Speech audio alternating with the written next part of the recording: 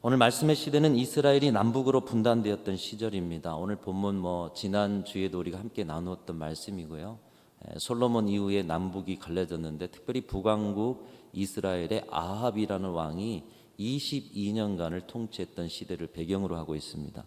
그 시대에 대해서 성경 말씀은 이렇게 말씀하고 있습니다. 그의 이전의 모든 사람보다 여호와 보시기에 악을 더욱 행하였다. 하나님 보시기에 악한 시대. 그래서 우리가 지난 주에는 우리가 살아가는 이 시대, 이 나라가 하나님 보시기에 좋은 나라, 사람 보기에, 국민들 보기에가 아니라 하나님 보시기에 좋은 나라가 되게 해주시옵소서. 우리 그렇게 기도를 했습니다. 그런 가장 악한 시대에 하나님께서 택하여 세운 선지자가 엘리야고요.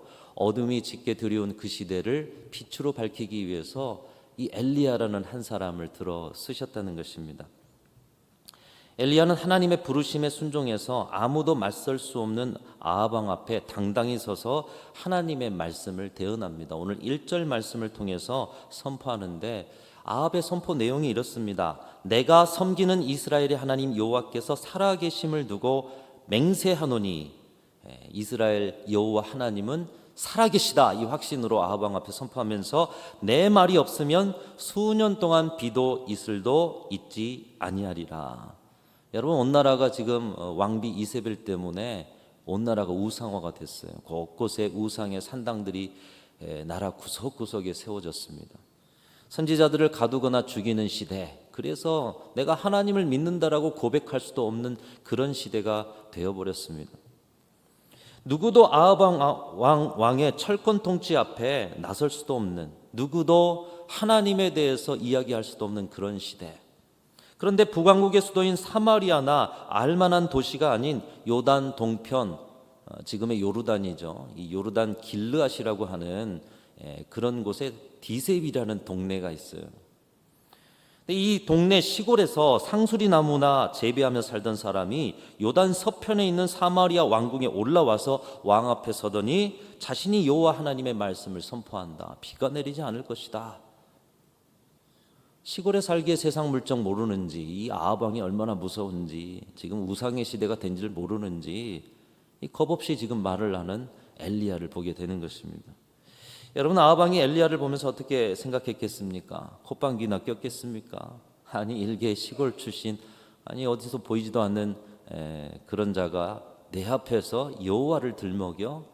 여러분, 당시에 비를 주관하는 신은 바알 신이라고 합니다. 그 바알을 이스라엘 하나님의 백성이라고 하는 사람들이 신으로 섬겼어요. 오늘의 시대에도 이 혼합주의 신앙이 문제입니다. 하나님을 섬긴다고 하면서도 세상을 섬겨요. 내가 원하는 것을 얻기 위해서 세상의 힘을 섬겨요. 근데 당시에 하나님을 섬긴다고 하는 하나님의 백성들이 바알을 섬겼어요. 아세라를 섬겼어요. 이 비를 관장한다는 신 바알, 우리가 그 바알을 섬기고 있는데 여호와 하나님께서 비를 내리지 않게 하신다? 아니, 말도 안 되는 일을 그냥 둘 수는 없었던 것이죠. 그래서 오늘 보면 3절을 보면 하나님께서 엘리야를 그리 시내가에 숨으라 이렇게 말씀하시거든요. 왜 숨으라고 하셨겠어요? 아합 왕이 엘리야를 죽이려고 했다라는 그런 것을 짐작할 수 있게 되는 것이죠. 여러분, 당당하게 수도 사마리아로 올라갔습니다. 아합 왕에게 하나님의 말씀을 전했습니다. 그런데 이제는 도망치듯 그리시네가, 디셉이라는 동네 어딘가에 있는 이 그리시네가에 숨어가지고 하나님의 말씀을 대언했던 자가 이제 숨어가지고 살아야 되는, 여러분, 엘리야의 마음이 지금 어떻겠습니까? 자신이 믿고 순종하는 살아계신 여호와 하나님의 이름으로 말씀을 전했는데, 그렇다면 살아계신 여호와 하나님이 아합의 마음을 조금이라도 움직여 주셔야 되지 않았겠습니까? 여러분, 요즘 나비 효과라는 말이 그냥 평범한 이론이 되었죠. 여기에서 작은 날개짓을 하면 태평양에서 저쪽에는 태풍이 분다라는 기상 이론이 요즘 상식적으로 그냥 통용되는 이론이에요. 작은 여러분의 움직임이 큰 바람이 되고 운동이 될 수 있다는 것이죠. 그것이 과학적이라고 말하는데, 하물며 살아계신 하나님의 말씀을 대언하는데, 하나님이 나를 세우셔서 내가 그렇게 대언했는데 아합은 미동도 없어요. 꼼짝도 하지 않습니다. 타락해가는 민족을 위해서 기도하면서 하나님의 부르심을 따라 그 소망을 가지고 아합 왕 앞에 섰지만 어떤 변화도 오히려 자신을 죽이려는 아합의 모습을 보면서 여러분이 엘리야라면 내가 하나님께 주신 사명을 가지고 가긴 했는데 이제 숨어 살아야 되다니, 여러분이 엘리야라면 어떤 마음이시겠어요? 하나님께서 나를 부르신 것은 맞는가? 우리 하나님이 살아계신 하나님인가? 아니면 저 바알보다 못한 하나님인가? 나를 통해서 하나님이 이루시는 사역은 실패한 것 아닌가? 이렇게 무기력한 내가 앞으로 무엇을 할 수 있단 말인가? 사랑하는 성도 여러분, 지나온 인생과 신앙의 여정에 여러분도 은혜 받고 부름 받고 확신에 차서 가정에 가서 또 직장에 가서 또 교회 안에서 사명의 자리로 담대히 나아가셨는데 생각하는 결과와 과정이 아니라 내가 생각하기에는 실패 같은 그런 자리를 통해서 여러분 힘겨워 보신 적이 다들 있으실 것입니다. 은혜 충만해가지고 갔는데 전도를 했는데 전도가 안 돼요. 은혜 충만해 가지고 믿지 않은 가족에게 마음을 다해 섬겼는데 변화가 없어요. 은혜 충만하게 부르심 받아서 사명 감당하는데 아무 열매가 보이지가 않아요. 여러분, 지금도 그런 일을 겪고 계신 분들이 있다라면 하나님의 부르심과 하나님의 약속의 말씀을 확인하고 다시 부르심 앞에 담대히 서실 수 있는 저와 여러분들이 다 되실 수 있기를 주님의 이름으로 축원합니다. 여러분, 그 주님의 약속에 다시 담대히 선 자들의 고백이 오늘 찬양대의 고백이 아닐까 생각이 됩니다. 고난도 은혜의 자리더라. 오늘 엘리야가 그런 마음이에요. 그런데 지금 변화되지 않는 아합 왕 앞에서 도대체 나의 부르심은 진정한 부르심이었는가? 나를 통해 하나님은 뭔가를 이루시려고 하기는 하신 것인가? 내가 앞으로 어떻게 이런 일들을 이뤄갈 수 있을 것인가? 사랑하는 성도 여러분, 주의 말씀은, 주의 약속의 말씀은 시건치도 않고 변함도 없으신 주의 약속의 말씀은 반드시 성취되고야 마는 줄로 믿으시기를 주님의 이름으로 축원합니다. 여러분 좋아하시는 말씀 로마서 8장 28절 말씀 한번 따라하겠습니다. 우리가 알거니와 하나님을 사랑하는 자 곧 그의 뜻대로 부르심을 입은 자들에게는 모든 것이 합력하여 선을 이루느니라. 여러분 믿으시기를 축복합니다. 여러분 하나님 사랑하십니까? 우리는 원래 하나님 사랑할 수도 없는 존재들이에요. 근데 하나님이 우리를 먼저 사랑해 주셨어요. 그래서 하나님이 우리를 자녀 삼아 주시고 백성 삼아 주시고 그리스도인 삼아 주시고 오늘 또 하나님의 일꾼으로 살게 하셨어요. 가장 먼저는 하나님 사랑 안에서 우리가 하나님을 사랑하는 자로 세워주셨어요. 그것이 소유된, 주님의 소유된 백성으로 세워주신 자리인 것이죠. 하나님을 사랑하는 자, 곧 그의 뜻대로 부르심을 입은 자, 우리에게 사명을 주셨어요. 그의 기이한 빛에 들어가게 하신 아름다운 덕을 선전하게 하시는, 복음을 전파하고 영혼을 구원하고 교회를 세워가고 우리의 영적 제자들을 양육해가는 사명, 우리는 사명받은 자들입니다. 그의 뜻대로 부르심을 입은 자들인 줄로 믿습니다. 하나님 사랑하는 자, 그의 뜻대로 부르심을 입은 자들에게는 어떻게 돼요? 모든 것이 합력하여 선을 이루느니라. 누가 선을 이루셔요? 하나님이 이루어 주시는 거예요. 여러분의 작고 큼은 상관이 없어요. 하나님을 사랑하고 여러분이 작을지라도 하나님 불러주셨으면 모든 것이 예외가 없습니다. 모든 것이 합력하여 모든 것을 재료로 사용하셔서 하나님이 계획하신 선을 이루고야 마시는 줄로 믿습니다. 여러분 이것을 믿어야 한다는 것이죠. 우리 마음 중심에 정말 내가 하나님을 사랑하는 사람인가? 정말 나는 하나님의 뜻대로 부르심 받은 사람인가? 이 물음에 대한 분명한 확신을 가져야 한다는 것입니다. 그렇지 않다면 오늘 본문의 엘리야의 디셉처럼 우리가 살아왔던 디셉으로 가야 하고요. 또 아합 왕 앞에 섰지만 아무 열매와 결과도 없는 그 자리에 위축되었던 이 엘리야를 그리시네가로 모신 것처럼 여러분의 그리시네가로 가셔서 엎드리셔야 한다는 것이에요. 하나님을 사랑하고 하나님의 뜻대로 여러분을 부르셨다라면 하나님께서는 반드시 여러분의 부르심에 합당한 열매를 주실 줄로 믿습니다. 실패하는 것까지도, 고난의 자리까지도 은혜가 되더라. 고난까지도 합력하여 선이 되게 하실 줄로 믿습니다. 하나님이 여러분을 부르신 부름에는 후회함이 없는 줄로 믿습니다. 하나님은 후회하시지 않으셔요. 여러분을 불러 세운 그 자리가 가장 좋은 길이요, 가장 완전한 하나님의 길인 줄로 믿습니다. 여러분, 이 믿음으로 서셔야 한다는 거예요. 여러분, 우리는 후회해도 하나님은 후회하지 않으셔요. 때로는 우리가 후회하는 것조차도 하나님은 모든 것이 합력하여 선이 되게 하시는 분인 줄로 믿습니다. 그러나 그 중심에 하나님을 내가 사랑하고 있는가? 내가 하나님의 뜻 가운데 부르심을 향해 나아가고 있는가? 정말 우리가 그런 삶을 살아간다라면 그 모든 것이 합력하여 하나님의 선의 재료로 사용해 주실 줄로 믿습니다. 여러분, 이 믿음을 가져야 한다는 것이에요. 하나님께서 어떻게 엘리야의 이 부르심의 과정을 합력하여 선이 되게 하시는가? 여러분, 모세가 바로왕 앞에 섰어요. 그때 하나님께서는 모세를 통해 기적을 베풀어 주셨어요. 오늘 엘리야가 아합왕 앞에 섰을 때 그런 기적이라도 좀 베풀어 주셔서 아합왕이 거꾸러지게 하셔야 되지 않았겠습니까? 그런데 오히려 하나님은 엘리야를 아합에게서 빼내어 그리시네가로 숨기셨습니다. 그리고 아무도 알지 못하는 일개의 시골 한 개천인 그리시네가에서 하나님의 계획은 여전히 너를 향해 진행되고 있다. 그것을 깨닫게 하시고 다음 걸음을 위해서 엘리야를 준비시켜 가시는 하나님의 말씀을 듣게 하고 계시는 것입니다. 우리도 하나님의 계획과 부르심을 완성해 가기 위해서, 또 하나님께서 우리를 향한 부르심을 확신하고 다시 일어서기 위해서 하나님이 오늘 이 아침에 저와 여러분도 기적이라도 베풀어 주시면 좋은데, 그런 일이 없더라도 우리를 그리시네가로 인도하고 계시다는 거예요. 아무도 없어요. 하나님만 있어요. 그 하나님만 대면하며 부르심을 확인하고 일어설 그리시네가, 여러분의 그리시네가로 오늘 이 아침에 저와 여러분을 다시 부르고 계시다는 거예요.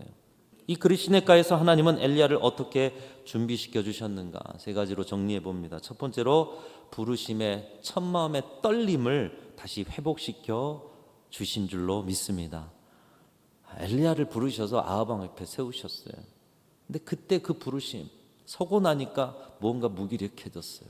근데 다시 그때 그 부르심의 떨림을 회복시켜 주셨다는 것이에요.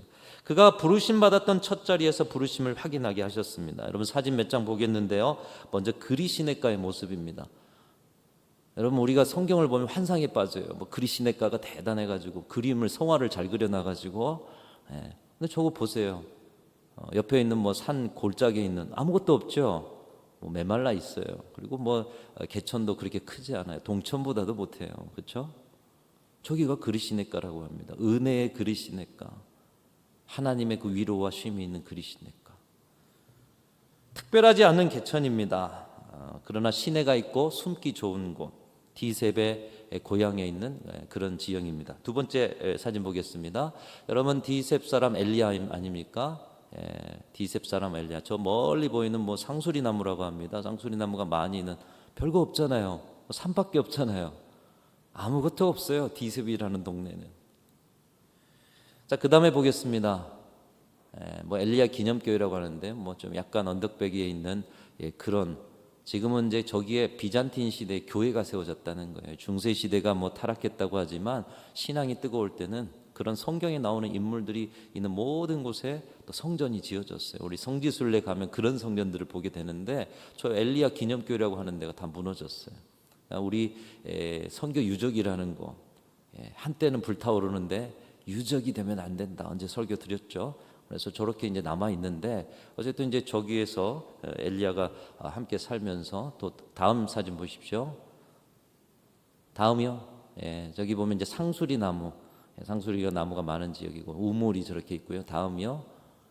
이제 저기가 세례통이라고 합니다. 비잔틴 시대에 지었던 엘리야 기념교회에서 이제 세례도 주고, 얼마나 많은 사람이 함께 예수 그리스도를 믿고 또 그렇게 신앙을 받아들였는가, 또 엘리야를 기억하면서 기도했는가 보여주고 있습니다. 여러분 보실 때 우리가 엘리야 생각하면은 참 위대한 선지자, 갈멜산의 대결, 이런 거 생각할 때면 디셉이라는 곳 그래도 괜찮겠지. 그리 시냇가라는 곳, 그래도 뭔가 은혜스러운 그런 골짜기겠지, 시냇가겠지. 아무것도 없어요. 우리 순천보다 못해요. 이름도 없는 곳, 그리고 얼마나 사람들에게 찾아가지도 않는 그런 시골. 오늘 17장 1절 말씀에도 엘리야는 디셉 사람이라는 것 외에는 표현이 없어요. 디셉 사람. 보통 이스라엘에서 이름을 표기할 때는 족보를 표기하지 않습니까? 이사야 같은 경우는 그의 가문, 족보, 족보를 표현하고 있어요. 또 다윗도 이새의 아들 이렇게 표현하고 있어요. 엘리야는 내놓을 만한 혈통이 없고 그저 디셉 사람이라는 것입니다. 디셉에 사는 그런 한 사람 엘리야. 오늘날로 말하면 흑수저 중에 흑수저. 그럼에도 불구하고 하나님께 기도하던 사람이기 때문에 하나님의 말씀 음성을 듣고 악한 아합 앞에 생명 걸고 나아가서 하나님의 말씀을 대언했습니다. 그런데 아합은 아무 미동도 없고 오히려 왕의 권력 앞에 죽음의 위기를 경험하면서 위축되어 돌아왔습니다. 하나님께서 그런 그를 그리 시냇가로 인도하십니다. 그리고 그의 부르심의 출발이 어떠했는가를 보여주고 있어요. 아방 앞에 섰다고 대단한 선지자, 갈멜산 대결했다고 대단한 것으로부터 시작한 것이 아니에요. 디셉 사람, 아무도 찾아오지 않은 그 시골에 살았던 그 사람의 그 시작의 모습을 보게 하시는 거죠. 케네스 프라이어라는 분이 이런 이야기를 했습니다. 한번 같이 읽어보겠습니다. 시작. 주님은 사람에게 큰 일을 맡기시기 전에 먼저 그가 주님 앞에서 비천하고 작은 자임을 깨달아 알게 하신다. 여러분이 큰 일을 맡으면 맡을수록 여러분의 연약함을 더욱더 깨달아 아시기를 주님의 이름으로 축복합니다. 그 약함을 아시고 하나님을 의지하는 만큼 큰 일을 감당할 수가 있다는 거예요. 주님은 어떤 사람에게 큰 일을 맡기시기 전에 먼저 그가 주님 앞에 비천하고 작은 자임을 깨달아 알게 하신다. 여러분, 다시 돌아온 디셉 사람, 이 디셉이라는 동네에 엘리야가 그곳에서 무엇을 보았겠습니까? 아무것도 없는 깡촌 디셉에서 하나님만을 갈망하고 민족을 위해서 기도할 때 성령에 사로잡혀서 하나님의 음성을 듣고 부르심에 순종하여 생명을 걸고 나아갔던 이 부르심의 첫 떨림, 그 자리에는 자신에게 아무것도 없었어요. 사역은 컸죠. 아방 앞에 나아가서 말씀을 대언하는 사역. 그러나 엘리야는 디셉 사람 엘리야. 교만하여 서로의 다툼에 열을 올렸던 고린도 교회 성도들을 향해 사도 바울이 외칩니다. 형제들아, 너희의 부르심을 보라. 여러분, 부르심을 보실 수 있기를 주님의 이름으로 축원합니다. 우리의 부르심의 첫 자리는 어떠했습니까? 지혜로운 자가 얼마나 되었으며 능력 있고 문벌이는 자가 얼마나 되었느냐. 하나님의 어리석음이 사람보다 지혜롭고 하나님의 약하심이 사람보다 강하니라. 자랑하는 자는 주 안에서 자랑하라. 이 교만해진 고린도 교회의 성도들을 향해서 그 교만을 꺾어서 부르심의 첫 자리를 봐라. 그런 것처럼 엘리야는 교만한 자리가 아니죠. 무기력해진 자리예요. 우울해진 자리예요. 부르심의 회의가 된 자리예요. 그런 자리에서도 너의 시작을 봐라. 부르심의 시작을 봐라. 너는 디셉 사람, 아무도 알아주지 않는, 찾아오지 않는 그런 총동네 디셉 사람 엘리야가 아니었느냐. 그런 너를 들어서 쓴 분이 바로 여호와 하나님 아니냐. 하나님의 부르심의 떨림과 큰 은혜를 이곳 고향의 그리 시냇가에서 다시 떠올리게 하신 것입니다. 사랑하는 성도 여러분, 여러분을 부르신 자리가 힘드십니까? 처음 결단하였던 그 자리로 가십시오. 아무것도 없던 여러분을 자녀 삼아 주시고 사명자로 일꾼으로 부르셨던 분은 하나님이신 줄로 믿습니다. 여러분의 선택이 아니에요.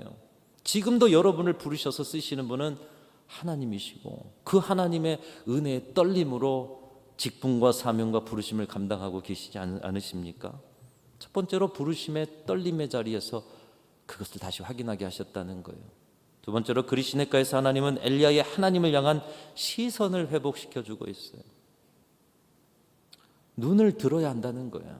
고개 팍 숙이고 있지 말고 눈을 들어서 하나님을 바라보셔야 한다는 거야. 그러기 위해서 첫 번째로 까마귀를 보내주셨어요. 여러분, 까마귀는 구약 성경에 보면 그렇게 좋은 동물, 길조로 또 거룩한 동물로 여겨지지 않습니다. 흉조였고요. 근데 까마귀는 참 영리해서 사람이 길들이기가 힘든 새 중에 하나라고 합니다. 이렇게 부정하고 하찮게 여기는 까마귀들을 통해서 아침에도 저녁에도 떡과 고기를 가져오게 하셨습니다. 길들이기 힘든 그 새를 길들이시는 하나님, 사용하시는 하나님. 엘리야가 이것을 보고서 무엇을 깨달았겠습니까? 상식적으로 길들이기 불가능한 미물까지도 주장하시는, 못하실 것이 없으신 하나님을 보게 된 줄로 믿습니다. 더불어서 부정하고 하찮게 여겨지는 까마귀라도 하나님이 쓰시면 하나님의 일하심의 통로가 되어짐을 보고, 까마귀 같은 나를 하나님이 쓰시는데 하나님의 통로가 되지 못하겠느냐, 자신감을 회복하게 된 줄로 믿습니다. 세 번째로 아합에게 예언하셨던 말씀을 성취하신 하나님을 만나게 되는데, 때가 되니 땅이 말라요. 왜요? 비가 오지 않았기 때문에. 그러면서 말라가면서 결국 이 그리시네가의 물까지도 마르게 되는 것을 볼 수가 있어요. 그것을 보면서 엘리야가 뭘 느꼈겠어요? 야, 하나님의 말씀은 결국 성취되는구나. 사랑하는 성도 여러분, 여러분을 향하신 하나님의 말씀 반드시 성취되는 줄로 믿습니다. 고개 숙이고 있던 그가 고개를 드는 거예요. 상황을 바라봤던 그가 고개 들어 하나님을 바라보게 된 것입니다. 사랑하는 성도 여러분, 고개를 드십시오. 고개를 드셔야 하나님이 보이죠. 100원짜리 주우려고 고개 숙이지 마시고 고개를 들어 전능하신 세상의 주인이신 하나님을 바라보십시오. 몇 해 전에 베트남의 축구 국가대표 감독이었던 박항서 감독이 시합에서 진 선수들, 축 늘어져 있는 선수들한테 고개 들어! 이게 교과서까지 실리지 않습니까? 우리 하나님이 이 아침에 저와 여러분에게도 말씀하는 것입니다. 상황과 결과나 이런 것들에 고개 숙이지 말고 고개 들어 나를 바라봐라. 저와 여러분의 고개를 들어 주님을 바라볼 때 인생과 부르심의 해답이 바로 주님으로부터 옴을 확신케 될 줄로 믿습니다. 세 번째로 그리시네가에서 부르심을 위해서 하나님이 하신 일은 엘리야의 육체적 기력과 건강의 회복이었습니다. 여러분, 하나님께서 까마귀를 보내셔서요, 아침에도 보내시고 저녁에도 보내시고 때를 따라 끼니를 때우게 하시고, 대단하신 것이요, 떡만 보낸 게 아니라 고기까지도 보내셨어요. 골고루 먹게 하시고, 그리시네가의 그 샘에서 물을 먹게 하시고, 사람들과 동떨어져 쉬게 하시고, 엘리야는 그곳에서 육신의 기력을 회복했을 것입니다. 그것이 그리시네가에서 하나님이 준비시킨 일 중에 하나였습니다. 후에 갈멜산 대기를 보면 갈멜산의 승리 후에 850명의 거짓 선지자를 처단합니다. 말이 처단이죠. 성경에 죽였다고 이야기하고 있어요. 여러분, 그 정신적인 충격을 생각해 보세요. 아무리 사명자라도 사람을 죽이는 거, 그리고 850명이에요. 민족의 미래, 하나님을 거역하는 패역한 백성과의 전쟁입니다, 여러분. 근데 혼자 그것을 감당하는, 그러기 위해서 여러분 체력이 얼마나 필요했겠습니까? 주님께서 어떤 사역을 맡기시든지 감당하기 위해서는 영성과 육체적 건강이 필요하다라는 것입니다. 까마귀를 보내셔서 아침마다 저녁마다 꼬박꼬박 떡도 먹이시고 고기도 먹이시고 그리시네가의 물도 마시게 하시며 쉬게 하신 하나님, 저와 여러분의 건강도 잘 지켜낼 때에 부르심의 분명한 사명을 감당하게 하실 줄로 믿습니다. 사랑하는 성도 여러분, 혹시 부르심 따라가다 지치신 분들은 없으십니까? 작고 작아져서 이제 부르심마저도 의심되고 하나님마저도 의심하시는 분들은 없으십니까? 여러분을 세우신 그 자리에서 주님은 잠깐 그리시네가로 여러분을 초청하고 계십니다. 이 여름에 여러분의 그리시네가로 가셔야 한다는 거예요. 그곳에서 부르심의 떨림을 확인하십시오. 고개 들어 하나님을 바라보십시오. 그리고 육체적 강건함을 회복하셔서 부르심의 다음 걸음으로 힘차게 걸어가실 수 있기를 주님의 이름으로 축원합니다. 주님은 가장 좋은 길, 가장 완전한 길로 저와 여러분을 인도해 주실 줄로 믿습니다. 그런 은혜로 이번 한 주 승리하면서 살아가는 우리 모든 성도들 되시기를 주님의 이름으로 축원합니다.